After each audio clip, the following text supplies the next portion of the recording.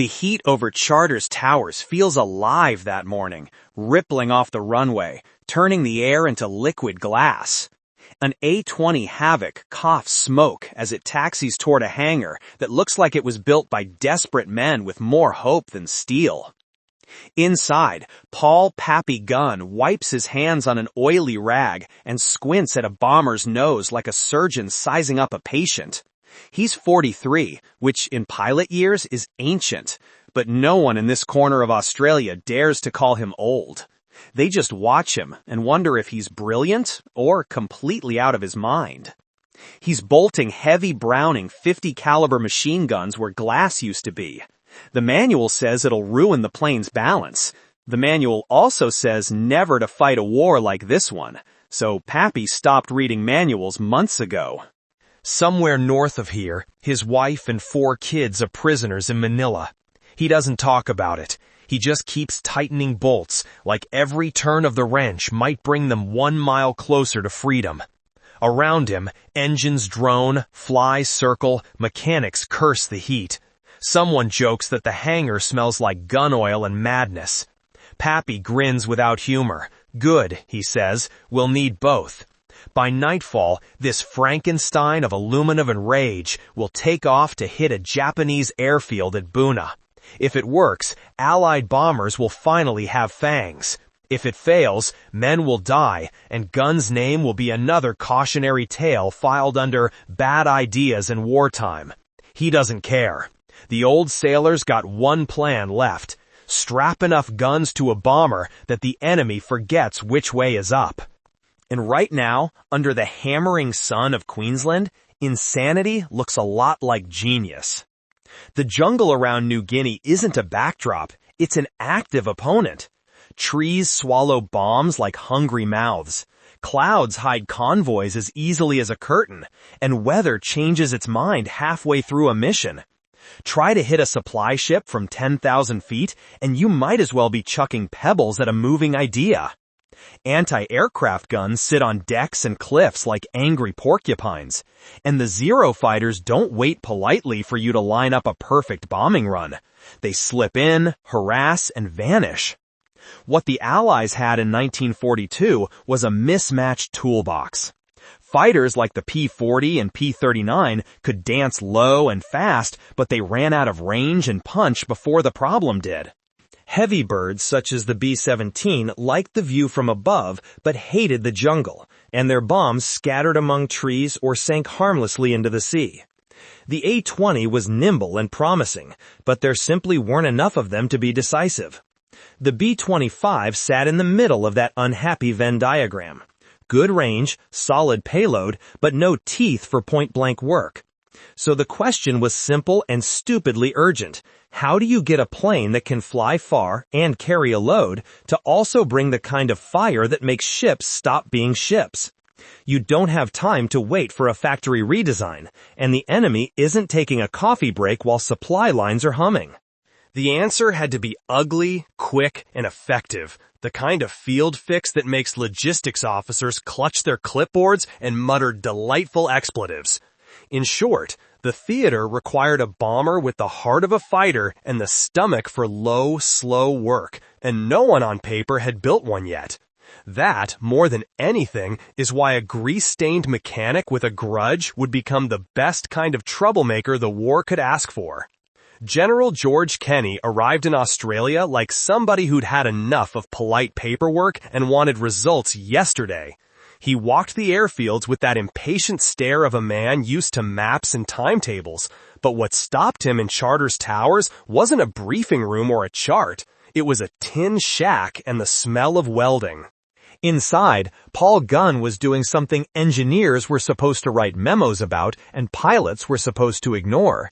He was sawing the nose of an A-20 off like it owed him money and bolting Browning 50s where the bombardier's glass used to be. The scene looked less like an airbase and more like a backyard mechanic's revenge fantasy. Kenny watched for a long moment, the sort of silence that makes people confess things without being asked. Finally, he asked the obvious question, the one every officer asks when confronted with a field solution. Where did you get the guns? Gunn shrugged, grease under his nails, and said, Rex. It was an answer both simple and dangerous. Kenny's jaw tightened in a way that suggested a policy memo would have been faster to write than his next sentence. Instead, he did something far more useful. He made Gunn an offer nobody on paper would have approved: Special Projects Officer. The title meant little on a form and everything on the ground. It was a tacit pardon for breaking the manual, and a tacit promise that Kenny would take responsibility if it went sideways. Gunn took the job with a grin that didn't reach his eyes, the look of a man who had something to prove and something to win. Kenny didn't pretend this was tidy or official. He simply said, make them deadlier. Do it fast. It wasn't bureaucratic. It was a command shaped like a deadline, and in that moment, improvisation got its blessing. Before the war swallowed Manila, Pappy Gunn wasn't a legend or a rebel. He was just a pilot trying to keep people alive. In those frantic weeks after Pearl Harbor, he flew unarmed transports through skies that belonged to the enemy, slipping into islands already burning. He hauled out wounded men, dropped supplies, and took off from runways that looked more like gravel driveways. When the Japanese closed in, he put his family on the evacuation list. There were no planes left. He lifted off anyway, alone. That was the last time he saw them. Manila fell like a light switch flipping to dark. His wife Clara and their 4 children were herded into the University of Santo Tomas, turned into a prison wrapped in barbed wire and hunger. From Australia, Gunn read scraps of reports, heard rumors, nothing certain except that they were still inside. Every night he lay awake with one thought looping in his head. He couldn't reach them, but he could make the men who trapped them pay. The mechanics in Townsville said he worked like a man chased by ghosts. Maybe he was. Every gun he mounted, every raid he planned, carried a private message meant for the Japanese Empire. You took my family. I'll take your ships. It wasn't vengeance in the movie sense. It was arithmetic. For every transport he burned, Manila was one day closer. That was the root of his fury, the quiet kind that doesn't shout, only builds engines. By September 12, 1942, Gunn's hangar no longer looked like a workshop. It looked like a crime scene where someone had murdered an airplane. The A-20's glass nose was gone, replaced with rough-cut steel plates and 4 Browning 50s that stuck out like the teeth of an angry dog. Ammunition belts coiled along the floor, and someone had scribbled "test or die" on the fuselage in shock. Even the crew chief wasn't sure whether to salute or call a priest. That afternoon, the Franken Havoc rolled down the strip at Charters Towers. Gunn sat in the cockpit, calm as if he were starting a Sunday drive. He lifted off low and turned north toward Buna, Japanese-held, heavily defended, the perfect place to find out whether madness could fly. At treetop level, the A-20 came in so low it scared the coconuts. Gunn lined up the airfield, squeezed the trigger, and the plane spat out a river of lead. Palm trees turned into splinters, fuel drums vanished in orange fireballs, and anti-aircraft gunners dove for cover, suddenly very religious. The parafrag bombs followed, floating down like deadly confetti. They popped above the runway, showering shrapnel and fire across parked aircraft and fuel depots. By the time Gunn pulled away, the entire field was a moving picture of chaos. Black smoke, secondary explosions, and the kind of silence that comes only after everything that could shoot back has stopped existing. When he landed, Kenny didn't need a report. He could see the grin under the grease. "How'd she fly?" he asked. Gunn shrugged. "Straight enough. Nothing left to shoot at anyway." Kenny didn't laugh. He just nodded once. "All right," he said. "Now do it to the B-25. And just like that, the experiment ended, and the war began to change. 1 test flight, 4 guns, a few scavenged parts, and a man with nothing left to lose had just rewritten the rulebook on air power.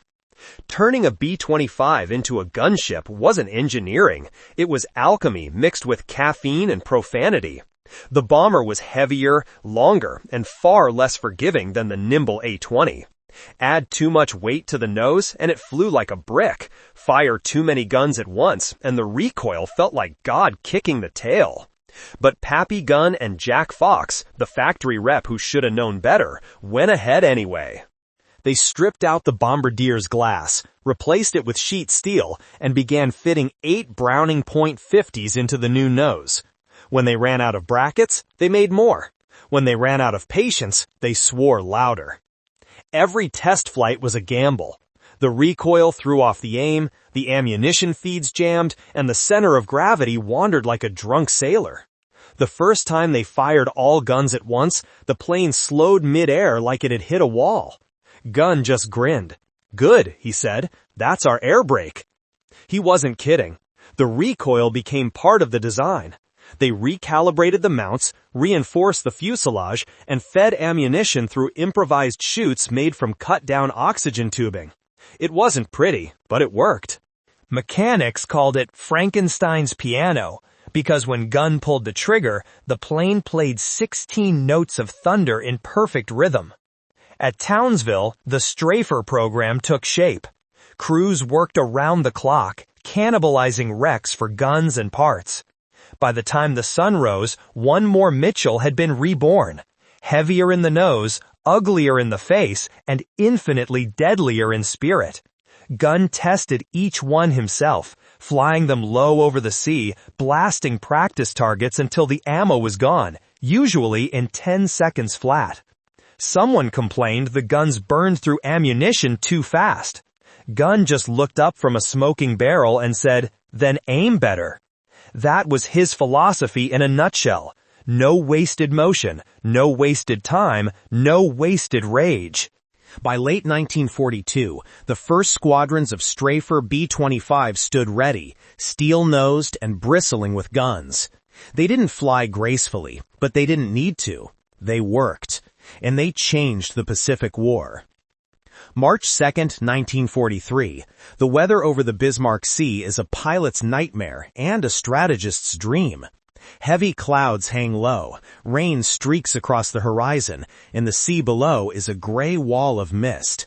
Somewhere inside that weather, a Japanese convoy moves quietly south from Rabaul. 8 transport ships, 8 destroyers, 7,000 troops, all headed to reinforce Lae in New Guinea. They're confident. After all, they're sailing through weather no sane pilot would dare to fly in. Unfortunately for them, sane isn't the word anyone would use for General George Kenney or Pappy Gunn. By dawn, Allied reconnaissance planes spot the convoy and relay its position. Kenney looks at the weather reports, grins, and says what every bold commander says before something historic and probably insane. Perfect cover. He orders his bombers into the air. The plan unfolds in 2 brutal acts. Phase 1, the high show. The B-17 flying fortresses come first, lumbering through the storm at altitude, dropping bombs from 10,000 feet. Most miss, as expected, but the effect isn't destruction, it's disruption. The convoy scatters, ships weave, anti-aircraft gunners waste ammunition shooting at shadows in the clouds. The Japanese destroyers tighten formation, unaware that the real attack is coming in at wave-top level, invisible beneath the overcast. Phase 2, the low show. At 0930 hours, the clouds tear open and the sea erupts with noise. Dozens of B-25 Strafers and A-20 Havocs come roaring in at less than 200 feet, skimming so low the propellers whip the spray into white lines. Guns' conversions, ugly, heavy, glorious, lead the pack. When they open fire, the air becomes metal. 14.5 caliber machine guns per aircraft hammer forward, the tracers forming glowing ropes that crawl up the sides of ships and tear them open like tin cans. Anti-aircraft crews try to return fire, but there's no time. One Japanese sailor later wrote, "It was like being inside a thunderstorm made of bullets." Gun positions vanish in fountains of water and blood. Pilots time their runs perfectly, one strafing, another releasing bombs at an upward angle. The 500-pounders skip across the waves like stones, bounce once, twice, and slam into hulls just below the waterline. Skip bombing isn't elegant. It's suicidal physics with a stopwatch. If you're too high, the bomb sinks harmlessly. Too low, and the explosion takes you with it. But at 200 feet, traveling 200 miles an hour, with perfect timing, the bombs skip like angry gods. When they hit, steel folds, decks lift, and men vanish.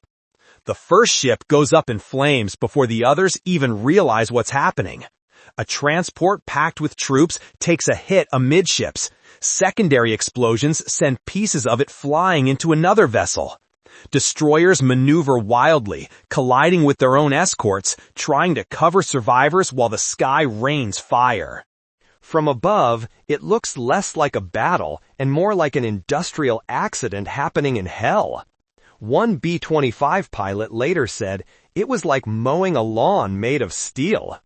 For 3 straight days, Allied aircraft hunted anything that floated. The first wave crippled the convoy, the second annihilated it. Every time a Japanese crew tried to launch lifeboats, strafers came screaming down again, not out of cruelty, but because every man saved would fight again in New Guinea. By the evening of March 3rd, the sea itself was on fire. Oil slicks burned across miles of water. Survivors clung to debris while Allied planes circled above, ensuring nothing escaped. A destroyer attempting rescue was hit and broke in half. Another drifted helplessly, guns silent, smoke pouring from every opening. The Japanese convoy ceased to exist as an organized force. Out of 16 ships, 8 transports and 4 destroyers were sunk. More than 3,000 men went down with them. Fewer than 1,000 reached the shore, and most were captured or killed soon after. The Allies lost just 4 aircraft. 4. The math was obscene and revolutionary. For the first time in the Pacific, low-level attack groups had proven they could annihilate a convoy faster than a battleship task force. Gunships had turned medium bombers into ship killers. When Kenny received the after-action reports, he read them in silence.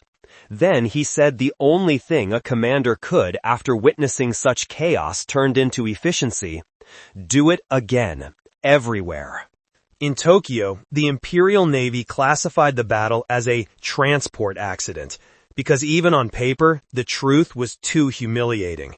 One officer's diary later admitted, "We saw the new American bombers come at sea level. Our gunners froze. There was no defense." For Pappy Gunn, the numbers meant something different. Every ship sunk. Every explosion was another mile of ocean separating his family from captivity. When people congratulated him, he just said, "It worked," and that was all. The Battle of the Bismarck Sea wasn't a battle in the traditional sense. It was a demonstration, a show of what happens when fury, ingenuity, and desperation get welded together into one flying machine. It turned the Pacific into a laboratory of chaos and proved that sometimes the difference between a bomber and a gunship is just a man with a wrench and a reason. News of the Bismarck Sea spread faster than fire through avgas fumes. Every squadron wanted what Pappy Gunn had built, a bomber that didn't just drop explosives, it became one. Requests poured in from across the Pacific. The 13th Air Force sent its B-25s down to Australia for conversion. The 10th in India started tearing into their own planes with wrenches and optimism. Suddenly, field modification had turned into official doctrine. Meanwhile, back in California, the engineers at North American Aviation were getting telegrams that read like fan mail from the front. "Your bomber just sank a destroyer. Please advise." They studied photos, blueprints, and after-action reports, then did what engineers always do when faced with genius born in a shed: they tried to make it respectable. The result was the B-25G, a metal-nosed monster carrying a 75mm cannon, because someone decided that if a bunch of 50 cals were good, a tank gun must be better. On paper, it was brilliant. In the air, It was less so. The cannon shook the plane like a wet dog, the reload time was glacial, and half the gunners came back half-deaf. Gunn's simpler formula, more machine guns, fewer ideas, still worked best. So the H model arrived next. All teeth, no pretense. 14 forward-firing Brownings, 4 blister mounts, rockets for good measure. The J model refined it further. 18 guns, clean lines, factory-perfect mayhem. In combat, the Strafer B-25s shredded everything from bridges to coastal barges. Crews joked they didn't bomb targets anymore, they erased them. One pilot said the recoil felt like hitting the brakes on hell itself. At full fire rate, nearly 15,000 rounds per minute, a Strafer could turn a fuel depot into a solar event. The factories kept building, the crews kept flying, and somewhere between the hangar and the assembly line, Pappy Gunn's backyard invention became an industry. By late 1944, the man who had turned bombers into monsters was held together by scars and stitches.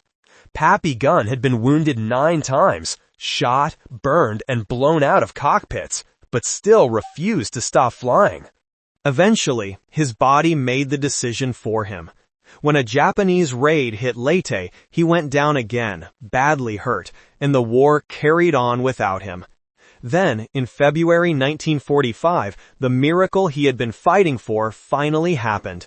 Manila was liberated.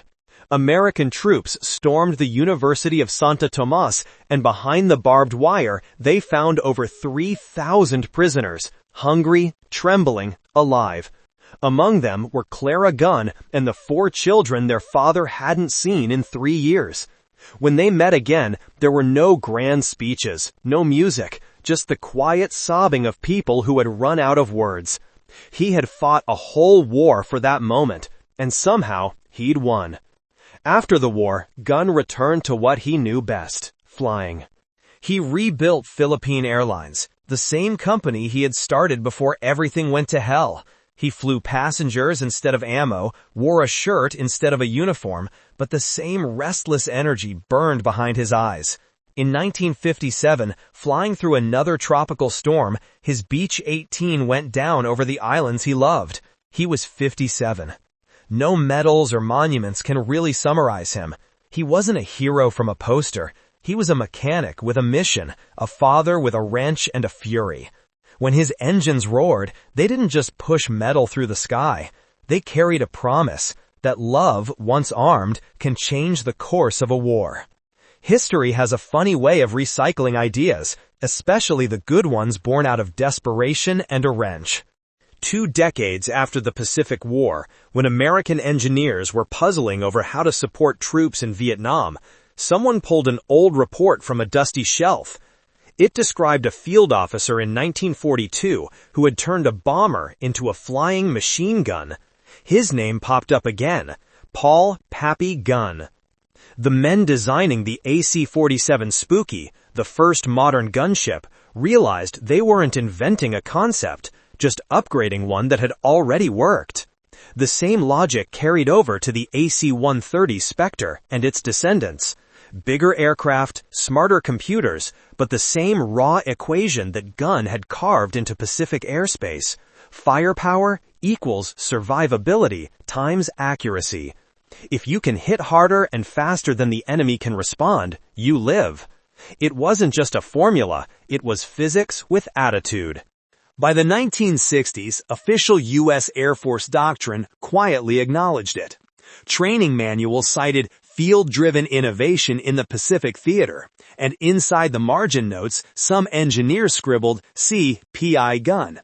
The blacksmith's son from Arkansas had unknowingly rewritten how nations thought about close air support. There's a certain irony to it all. A man with hand tools and fury accomplished what entire design bureaus couldn't. Not because he had better materials, but because he refused to believe that an airplane had to be used the way it was built. He saw not a bomber, but a canvas. Not a rule book, but a challenge.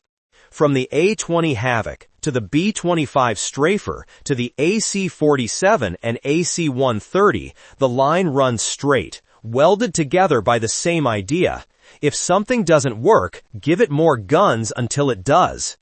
Today's gunships, sleek, digital, terrifying, still whisper the same truth every time they circle over a battlefield. Innovation doesn't always start in a lab. Sometimes it starts in a hot tin hangar with a man too angry to follow instructions. And sometimes the right answer isn't new technology, it's just more guns aimed right.